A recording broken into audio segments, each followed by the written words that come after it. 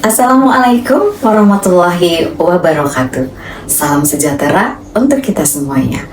Perkenalkan, saya Ernawati, dosen tetap Sekolah Tinggi Ilmu Kesehatan Rumah Sakit Husada di Jakarta pada program studi Sarjana Keperawatan dan Profesi Nurse. Video ini dibuat dengan tujuan untuk memenuhi salah satu persyaratan sertifikasi dosen yang merupakan pernyataan diri dosen dalam unjuk kerja Tridharma Perguruan Tinggi atau sering juga disebut dengan PDD UKT-PT pada aspek pengajaran. Pada kesempatan ini saya akan menyampaikan penjelasan mengenai rencana pembelajaran semester atau RPS pada mata kuliah yang saya ampuh sesuai dengan bidang keahlian saya, yaitu mata kuliah keperawatan anak sehat dan sakit akut. Mata kuliah ini merupakan mata kuliah wajib yang ditujukan untuk mahasiswa sarjana keperawatan pada tahap akademik. Dengan penempatan pada semester 3 dengan bobot 4 SKS, terdiri dari 3 SKS teori dan 1 SKS praktikum. Mahasiswa akan mengikuti proses pembelajaran baik secara klasikal di kelas maupun di laboratorium keperawatan. Untuk deskripsi mata kuliah ini adalah mata kuliah keahlian keperawatan yang berfokus pada respon anak dan keluarga pada setiap tahap perkembangannya, dari neonatus sampai akhir masa remaja, baik sehat atau sakit. Adapun capaian pembelajaran lulusan atau CPL pada program studi Sarjana Keperawatan ini sesuai dengan KKRI level 6, yaitu pada CPL 1 mahasiswa mampu menjalankan asuhan keperawatan sesuai dengan Kode Etik Keperawatan Indonesia, berpikir logis, kritis, sistematis, kreatif, inovatif, dan kerjasama, serta memiliki kepekaan sosial dan bertanggung jawab secara ilmiah kepada masyarakat, profesi, klien, dengan mengaplikasikan ilmu pengetahuan dan teknologi keperawatan.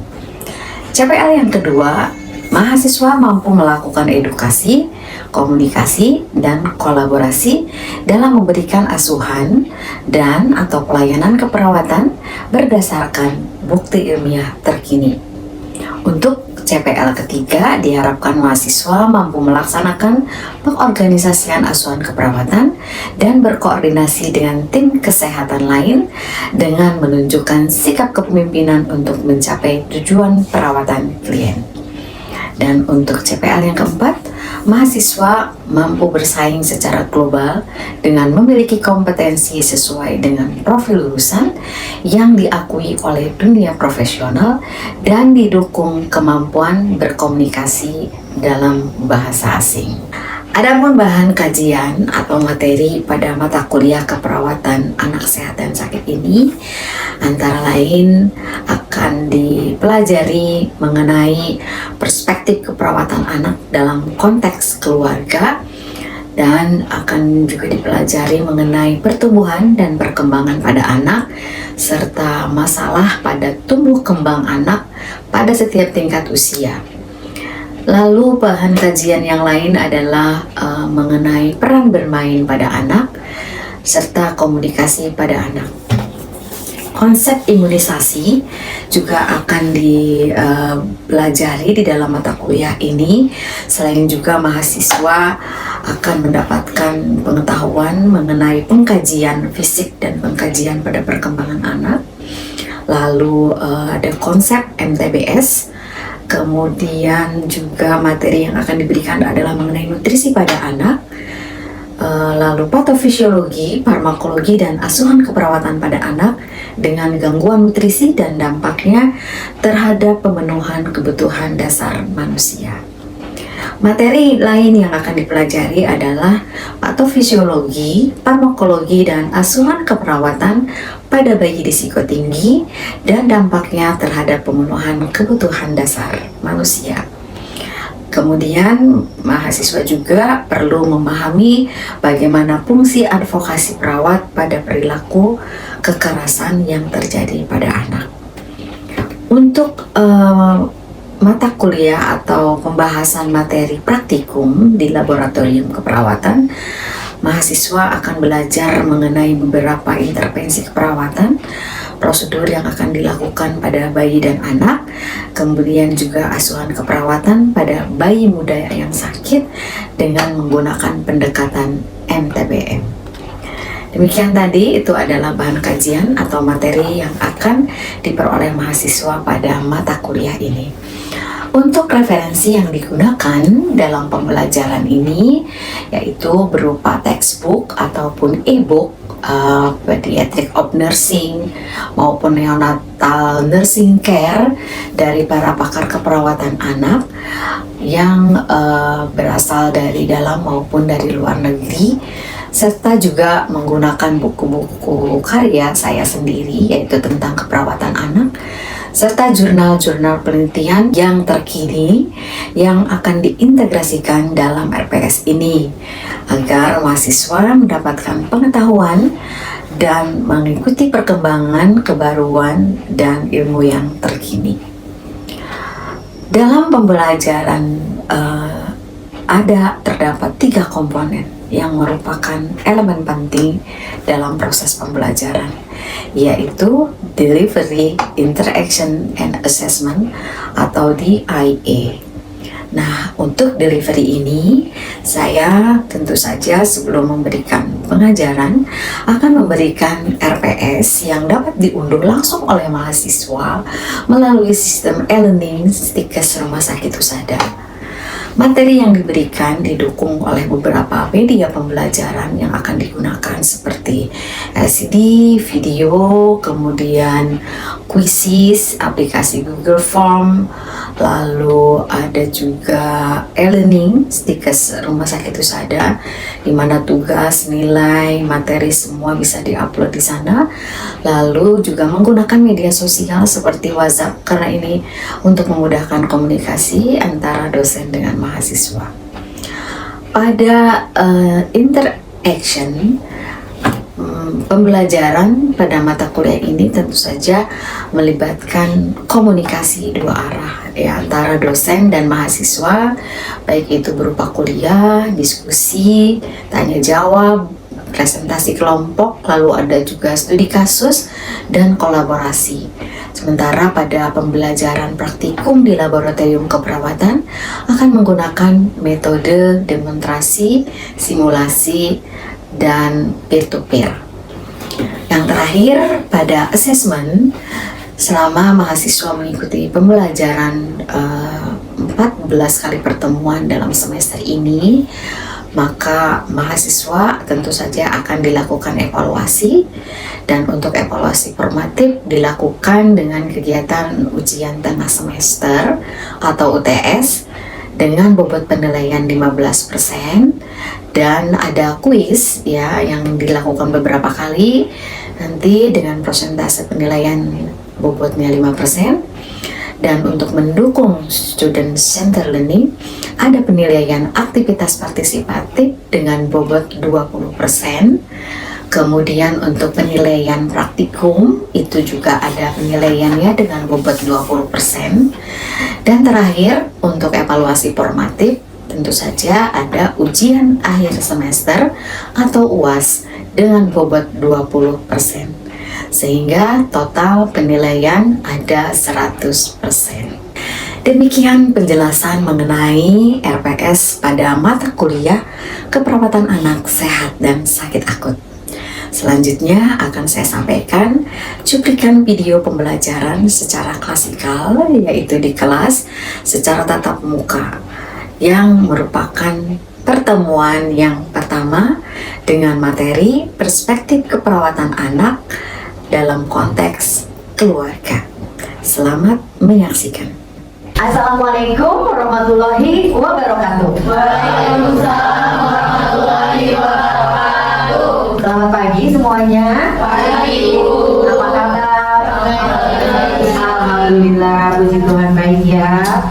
Baik, tadi sudah Ibu jelaskan mengenai RPS ya, mata kuliah keperawatan anak sakit dan sehat atau sehat dan sakit ya. Baik, ini adalah pertemuan kita yang pertama ya. Gitu. Jadi mudah-mudahan selama 14 pertemuan ke depan mahasiswa selalu semangat untuk belajar. Siapa di sini yang suka dengan anak-anak? Saya. Siapa yang hanya suka melihat saja? Suka melihatnya aja, mau meliharanya belum gitu ya. Iya, pelihara ya. Gak apa-apa ya. Nanti kalau sudah lulus baru boleh memelihara dan mengasuh anak ya. Nikah dulu ya. Baik.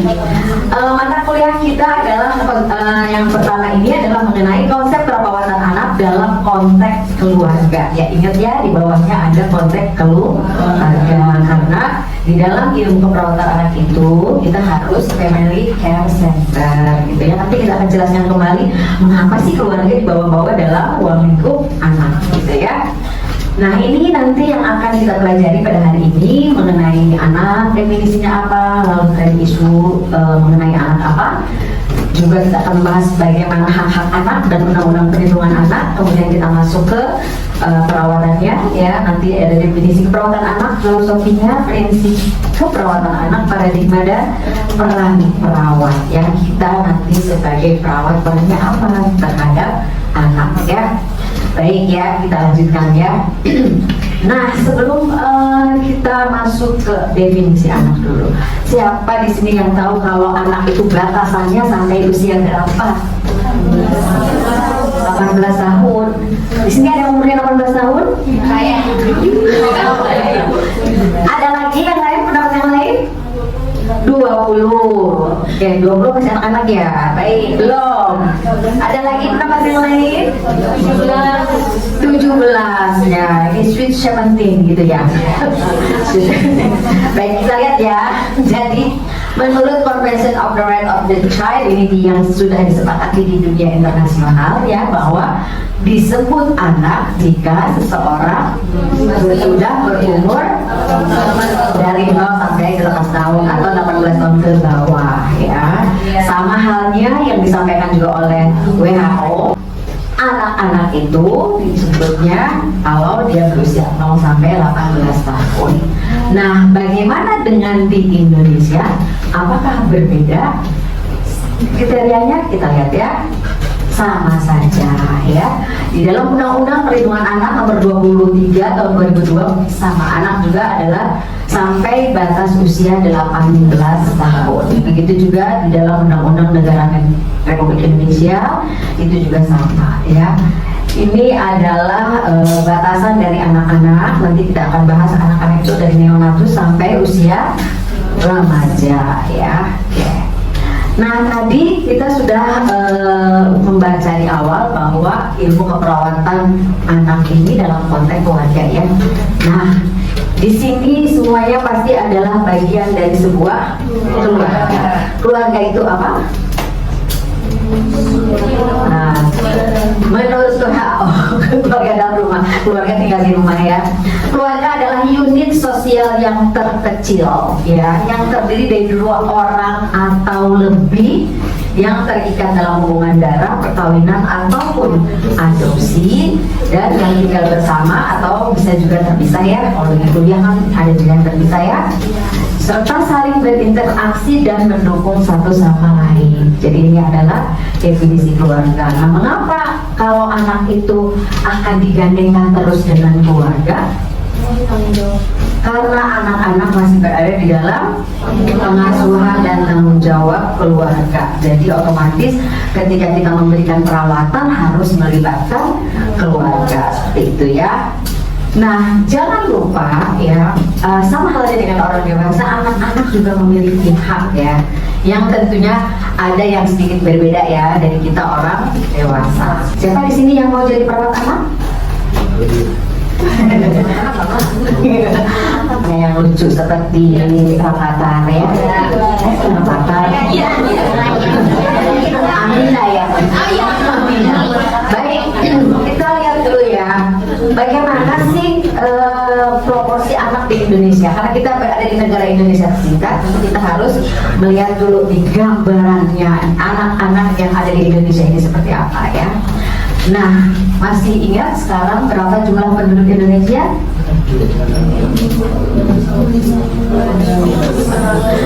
Nggak ada ya di sini. Yang terakhir ini pertengahan 2024 ya, itu diambilnya sekitar 281,6 juta penduduk kita, banyak sekali ya. Dan anak-anak ini juga sangat lumayan banyak ya jumlahnya. Kalau anak balita ada 12,9 juta, ini di sini kita lihat ya untuk distribusinya. Untuk anak usia 0 sampai 23 tahun mencapai 3 juta lebih, lalu 24 sampai 59 tahun ada 9 juta, dan usia dini 0 sampai 6 tahun itu ada 10 sampai 10,8% ya. Jadi hampir sekitar 20 juta di Indonesia penduduknya adalah anak-anak ya. Jadi ini tentu adalah proporsi yang cukup besar ya, sehingga dalam pembangunan negara Indonesia pasti ini menjadi fokus utama ya mengenai kesehatan anak-anak ini. Ya, jangan lupa tadi kalau ada hak anak maka ada undang-undang perlindungan anak ya. Jadi ini sangat penting karena kita lihat dalam fenomena kita di negara kita ya, baik di media sosial maupun di beberapa di literatur ya, banyak sekali hal-hal yang dibahas mengenai anak ya. Dan yang kita prihatin tentu adalah bagaimana anak-anak ini, karena dia adalah manusia yang lemah ya dalam hal fisik ya, jadi dia tidak bisa melakukan perlawanan, sehingga banyak sekali anak-anak yang mengalami korban-korban dari kekerasan ya, atau korban dari pelecehan dari orang-orang dewasa. Ini karena tadi jumlah penduduk anak-anak usia anak di Indonesia ini masih banyak, tentu ini menjadi tantangan ya, tantangan bagi siapa? Bagi kita semuanya, bagi pemerintah Indonesia maupun kita sebagai petugas kesehatan, sebagai perawat. Bagaimana kita nanti memiliki tanggung jawab bahwa kita tidak hanya cukup untuk bekerja selesai, tidak ya, tapi ada nilai-nilai moral gitu ya, cita-cita bangsa yang harus kita emban, yaitu bagaimana kita mewujudkan masyarakat Indonesia yang sehat gitu ya. Nah, itu menjadi PR kita bersama ya. Jadi tadi sudah disampaikan bahwa kematian neonatal itu sangat tinggi ya, 0 sampai 28 hari itu adalah usia neonatus. Paling banyak adalah kejadian karena BBLR atau prematur ya. Apa bedanya BBLR dan prematur? Badan lebih rendah. Berarti kurang dari berapa berat badannya? Ya bagus, 2.500 gram ya, itu BBLR. Kalau prematur, bayi yang lahir sebelum waktunya kurang dari 37 pekan. 37 hari sebulan ya, 37 pekan. Itu bedanya ya antara prematur dan BBLR. Apa sih risikonya kalau bayi lahir BBLR? Pasti akan mengancam status kesehatannya, ancaman pertumbuhan, perkembangannya, psikologisnya, dan ini yang paling memprihatinkan adalah fungsi intelektual ya. Nah, ini adalah masalah kesehatan ya pada anak tadi, yang banyak itu ada BBLR, lalu gizi buruk ya, kemudian kegemukan dan obesitas. Jadi ada anak yang kurang gizi, tapi di sisi lain ada juga yang kelebihan ya. Jadi obesitas ini juga dalam masalah gizi ya, bukan obesitas itu sehat tidak ya. Jadi ini juga sama masalah kesehatan. Untuk di kelas ini langsing ya, ideal ya, berat badannya luar biasa sekali. Nah, jangan lupa ternyata di komunitas anak juga ada kebiasaan merokok. Ini ya bahaya sekali. Di sini ada yang merokok? Tidak ada pasti ya. Mahasiswa kesehatan, apalagi mahasiswa perawat itu pasti ada yang merokok ya. Karena edukasi nanti kita bahaya rokok bagi kesehatan. Nah tadi ini yang gizi ya, semua pasti sudah tahu ya, karena populer istilah stunting ya. Nah apa itu? Stunting adalah kekurangan gizi buruk yang kronis ya. Kita lanjut ya. Apa sih yang menjadi falsafah gitu ya? Kalau di negara Indonesia falsafahnya apa? Pancasila ya. Nah, kalau di keperawatan anak ini filosofinya. Yang pertama, bahwa anak adalah bagian dari keluarga, ya, jadi family care center. Tadi sudah ada yang menyampaikan, karena anak-anak itu berada dalam pengasuhan dan tanggung jawab keluarga, jadi harus selalu dilibatkan. Ada traumatic care, ya, perawatan yang traumatik. Itu tidak, ya. Artinya bahwa ketika kita merawat anak, ya, tidak boleh memberikan dampak apa? Trauma pada anak, ya. Trauma ini bukan hanya trauma secara fisik, tapi juga secara psikologis, secara mental, ya. Jadi ketika anak dirawat oleh kita, ya, jangan sampai kemudian malah dia mengalami trauma. Justru ini yang harus kita cegah, ya. Seperti kita tahu kalau anak dirawat, ya kan, mungkin dia akan mengalami dampak perpisahan, ya, dengan siblingnya, kakak adiknya, ya. Kalau ibunya mungkin kan biasanya kalau menangani, ya, di rumah sakit, mungkin dengan ayahnya, gitu. Karena kan di rumah sakit dibatasi, ya, tidak semua keluarga boleh kumpul. Jadi ini adalah tindakan-tindakan yang dapat membuat trauma, ya, misalnya memasang infus, yang menyuntik dan sebagainya, itu tidak boleh sampai anak mengalami trauma. Oleh sebab itu, kalau misalnya mahasiswa lihat ke rumah sakit di ruang perawatan anak, pasti akan melihat perbedaannya dengan ruang-ruang dewasa. Ya, kira-kira apa yang dilihat? Ya, ruangannya pasti ada nuansa anak-anak, ya, ada kartun-kartun yang dipasang, gitu, ya. Di ruangannya ada ruang bermain, perawatnya juga menggunakan apa? Baju yang ada kartunnya lah, misalnya, ya, ada satu sih kartun yang sekarang lagi populer. Kalau zaman dulu sih Doraemon, gitu, ya, Dona Bebek, gitu, ya. Jadi banyak perawat juga begitu, jadi dia tidak takut ketika perawat mendekat. Ya, biasanya kalau ada yang ribut itu anak-anak udah takut duluan, ya, seperti itu. Jadi modifikasi lingkungan ini juga penting, ya, untuk mengurangi trauma pada anak, ya. Jadi prinsip yang harus kita anut, ya, yang harus kita perhatikan adalah jangan lupa anak itu bukan miniatur orang dewasa. Jadi jangan berpikir bahwa anak-anak itu ukurannya aja yang kecil, gitu, ya. Enggak, emang dia juga beda, ya. Kebutuhannya beda, pertumbuhan perkembangannya pun beda. Jadi jangan memandang anak itu harus sesuai dengan tumbuh kembangnya. Jangan ketika berkomunikasi seperti pada orang dewasa, gitu, ya, itu akan berbeda, ya. Lalu anak itu adalah individu yang unik, ya, yang mempunyai kebutuhan sesuai dengan perkembangannya. Jadi pendekatannya pun unik, ya. Mungkin anak yang satu disuntik nangis, anak yang lain tidak menangis, karena itu tadi bahwa manusia itu adalah manusia itu unik, ya. Lalu pelayanan perawatan berorientasi pada upaya preventif pencegahan, dan ini mungkin sepertinya di semua layanan kesehatan, ya, prinsipnya adalah promotif dan preventif. Demikian juga pada dunia keperawatan anak-anak, ya. Jadi kita juga jangan lupa bahwa tujuan kita adalah berfokus pada kesejahteraan anak, ya. Jadi apa yang dimaksud dengan sejahtera? Bebas dari gangguan fisik dan psikologis, ya, gitu.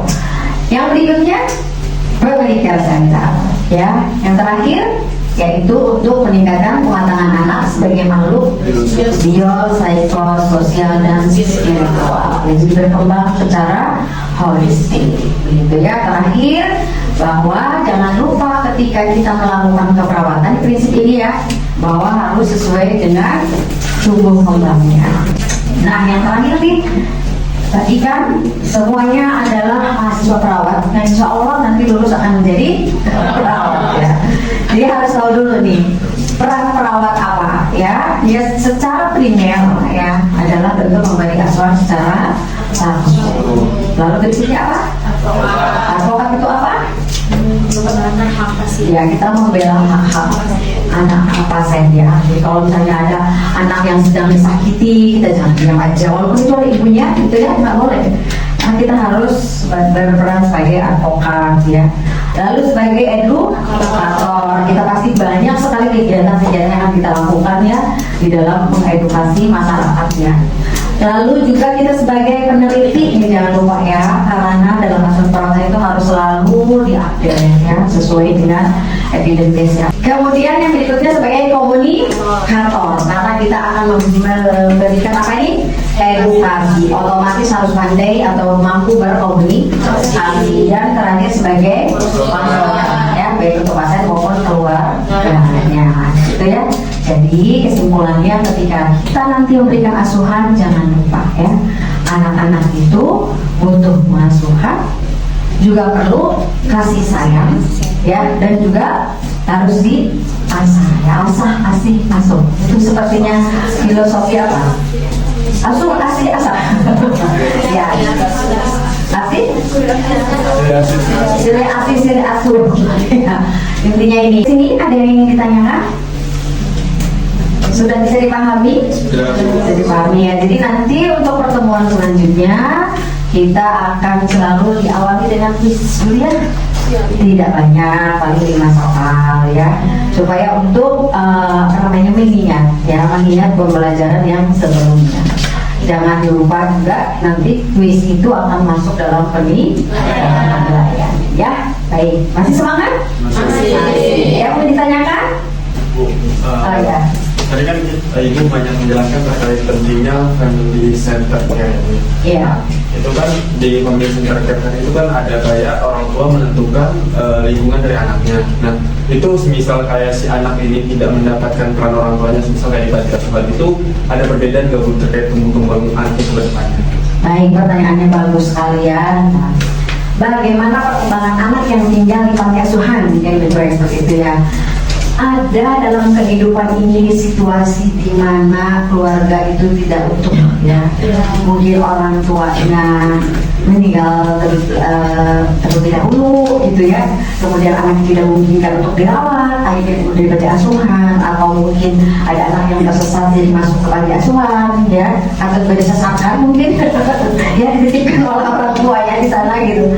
Nah, intinya pertumbuhan dan perkembangan anak itu ya tadi mengenai peran keluarga ya, karena keluarga itu ada nih kalau di panti asuhan, tapi jangan lupa juga bahwa di panti asuhan juga ada pengasuhnya biasanya ya kan.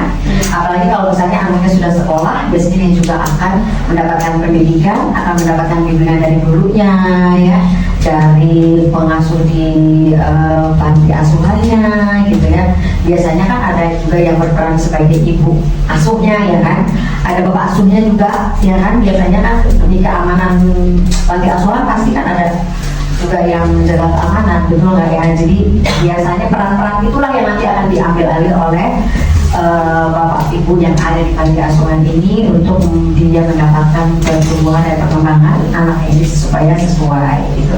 Nah, ini juga menjadi hal yang penting ya kan. Tadi kita di awal mengatakan bahwa kita bukan hanya ngurusin pasien anak pasien anak yang sakit gitu ya, yang sehat juga. Nah, ini salah satunya ya, panti asuhan ini juga menjadi sasaran layanan kesehatan kita ya, supaya bapak-bapak, para pembina, para guru yang ada di sana bisa memahami bagaimana sih cara mengasuh yang betul, bagaimana cara mensupport atau menstimulasi perkembangan anak yang bagus gitu ya. Oke, itu ya.